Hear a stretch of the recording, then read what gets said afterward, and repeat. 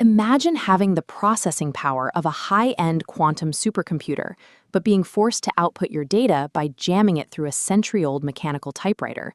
Constant grinding friction stems from attempting to run a high-speed cognitive operating system inside a social infrastructure built for linear, analog hardware. I'm part of the @Captioned in Caffeine team, and welcome to the Squirrel Tamer Chronicles. We designed this diagnostic workflow to help resolve that exact hardware clash. When you constantly hit a wall trying to do things the normal way, the default assumption is usually user error. But looking closely at the mechanics reveals a structural mismatch.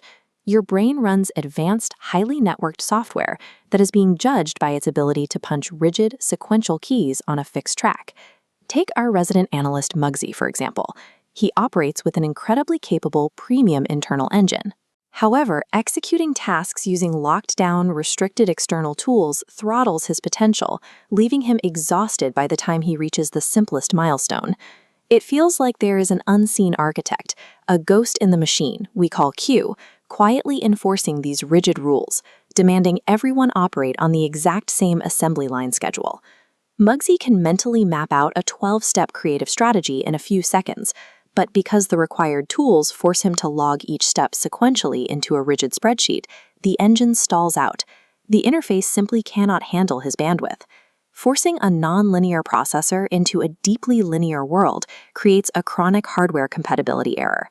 Standard corporate assessments often label the ADHD mind as disorganized, yet analyzing how the data is actually stored reveals a system prioritizing speed and connection over external neatness.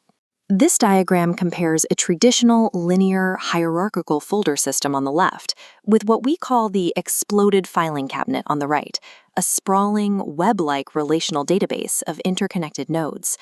When you attempt to cross-reference complex, multi-layered ideas through a standard hierarchical system, it hits a bottleneck. The linear track cannot process simultaneous lateral connections, causing the search process to stall. In a relational database model, a single data point instantly triggers lateral connections across entirely different categories of thought.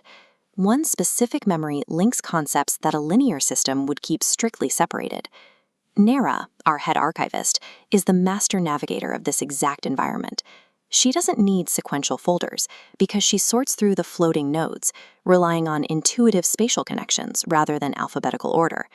What looks like chaos to an outside observer is a calculated trade-off.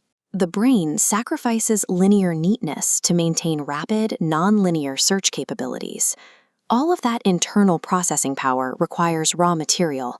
To gather it, the system relies on an intuitive radar, a specialized tool constantly sweeping for massive influxes of daily sensory data. Managing this level of emotional and environmental intensity is similar to pulling a complex espresso shot.